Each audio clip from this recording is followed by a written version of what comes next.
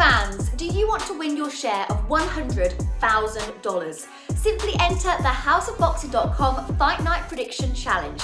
Compete with boxing fans around the world. Simply head over to houseofboxing.com and sign up now. This is Charlie Parsons for Boxing Social in association with House of Boxing and Empire Fight Store. There is something flashing on my camera. I'm not particularly sure what it is. It's late in Monte Carlo. Joe Cordina, 114, and then 2 116-12 cards. You're looking at me with a bit of a smile on your face. What's good? It's the suit, mate. Clements and Church number. They pulled it right out of the bag, didn't they? They obviously measured someone else for it and gave it to you, but... Borrowed number for now. I'm only joking. You look wonderful. Clements and Church, big shout out. Amazing job. Shout out Billy Reeves, what a man.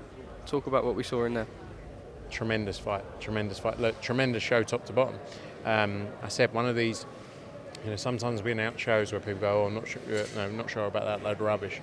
And that event delivered from top to bottom. Joe Cordina and Vazquez, all respect to them because they went at it for 12 rounds. Sometimes these kind of atmospheres with such a small audience can be hard to boxing because in quiet spells it goes very quiet. But they didn't really give the crowd an opportunity to go quiet because it was back and forward for 36 minutes. Look, it was a tough fight for Joe. Now we got to move Joe on to the big fights, the massive fights to be made, obviously, the Ashaki Foster unification, the Navarrete, the Lee Wood fight, so many fights to be made. Another fight, actually, someone just messaged me about is, obviously Jordan Gill's fighting Michael Conlan, that's a big fight as well. So lots of big fights to look forward to there. Frank Smith, talk me through that undercard, sir. The co-main event, you gassed up a week and it did deliver, maybe not in the way we expected though, right? I mean, honestly, mate, Sivi Nontashinga, I promise you, was like was my favourite fighter. I watched him in Mexico when he won the world title, and even the people close with Curiel were like, he's not a big puncher. Obviously you can see that by his record as well, and thought it was just going to be a 12 round 4 KOs. Yes, 12 round back and forth basically, and he just caught him with a perfect shot.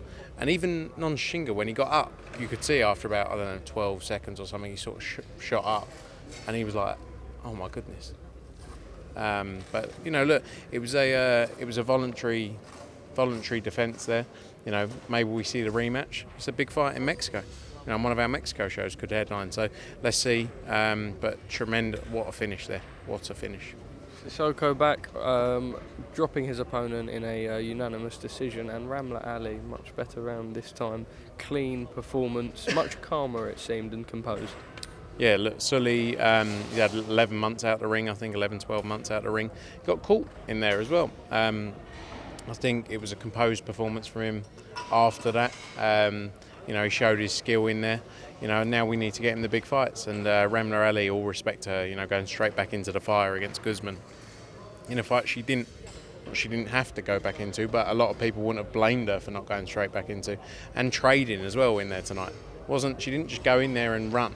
She went in there and had a go with her, and brilliant performance. And I'm so happy for her. And I think now we've got to look at world title fights from here.